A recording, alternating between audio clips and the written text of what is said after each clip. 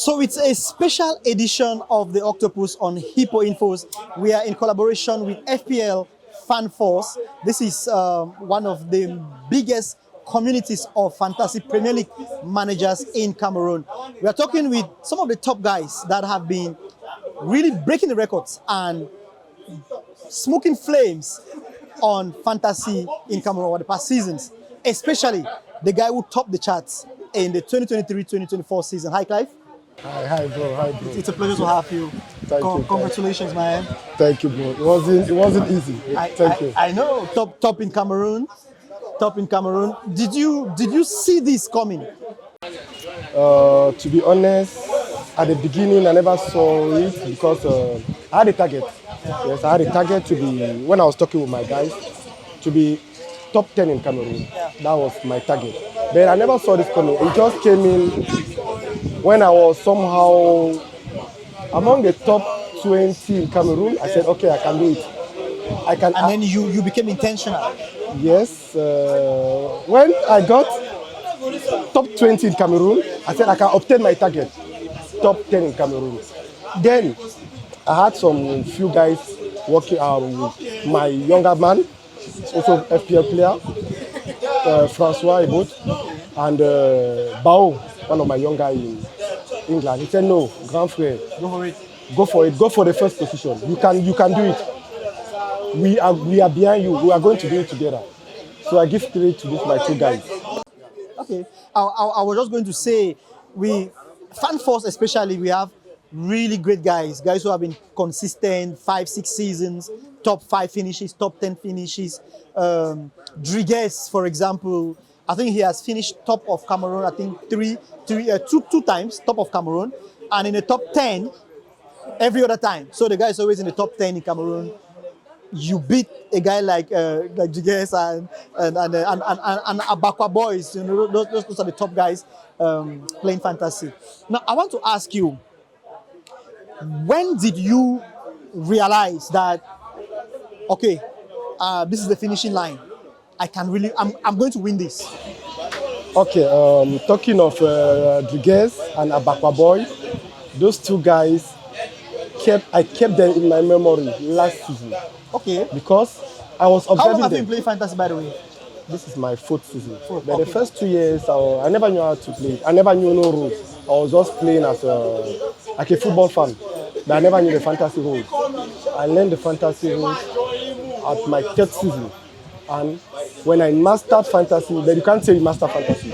Yeah. But when I mastered the rules, the rules and regulations, I said I can do it. But let me not lie to you. I was talking of Rodrigue and Abakwa Boy. Those were two guys I was admiring. They were like a model to me. Those two names. Thank God today I've met Rodrigue. Yeah, Rodrigue is but there. Abakwa Boy, I hope to meet him. Well, of course, Abakwa Boy, if you are listening, know that there are guys who have been looking up to you. So you need to come to Fan Force, so that let the competition get real. So which game week made you cringe? Like you were afraid, like, hey, it's like this is not going to happen.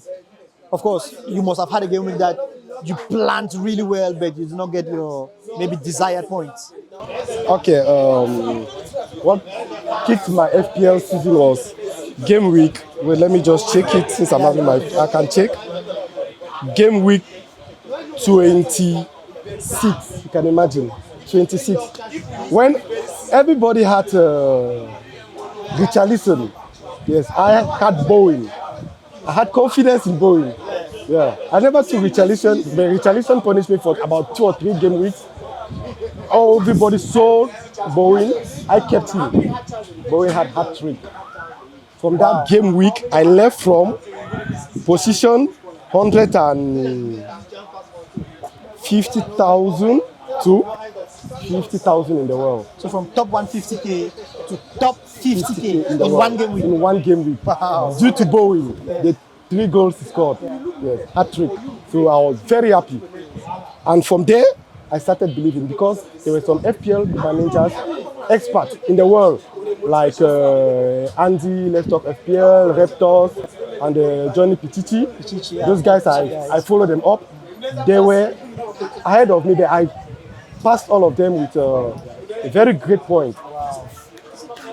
The only guy that was ahead of me was someone like Big Man Bakar, the Pakistani guy. So he was the only one, and I said, all these FPL managers, top experts, I'm going to beat them. So that was my next target when Bowen gave me that hat trick. So I never wanted to drop from that point. Okay, we want to make this discussion very, very brief. Just briefly, what are your techniques? Like if you want to call it secrets or whatever, well, in fan force we call it juju man. What are the secrets that you think you applied this year that saw you over the line? Okay. Now let's look at the camera maybe. Okay.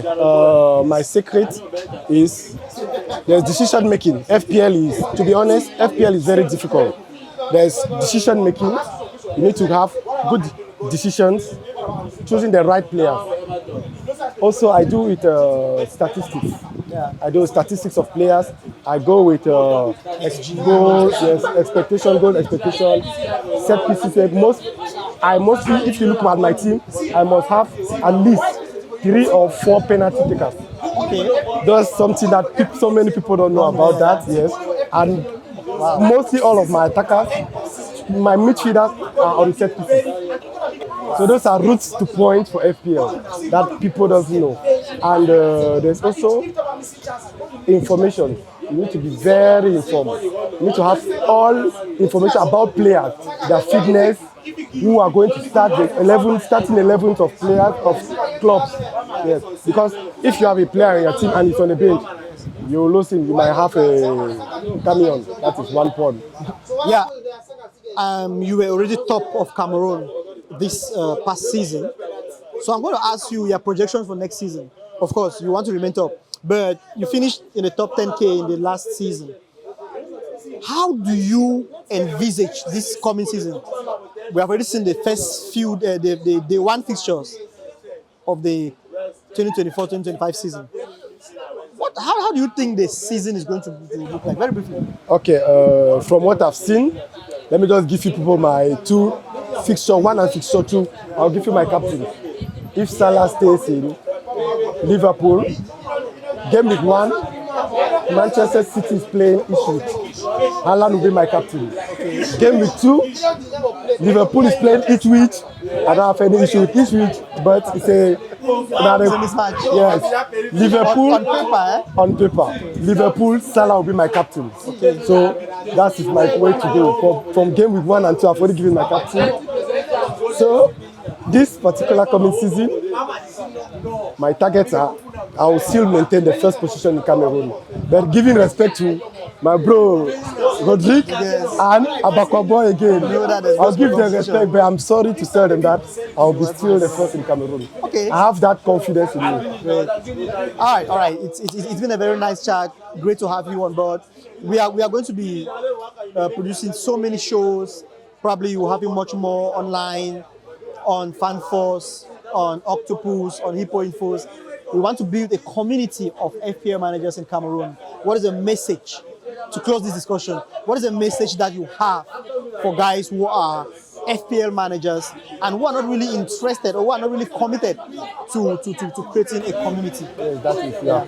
Okay, for us to be active FPL managers, it's really good to have a community. Let's build a community. A community is a family. So we want to be an FPL community in Cameroon. So in such a way that we have fun. FPL is fun. So we need to have the fun to the fullest, maximum fun. And in FanForce, this will be my first season in FanForce, and I'm very happy to compete with the top managers there because I see very top managers in FanForce. So I'm very happy to be among the guys for this coming season, and I know I have a very great challenge ahead of me. Okay. So I will encourage everybody to join FPL FanForce. Let's form a community. FPL community in Cameroon. Fantastic.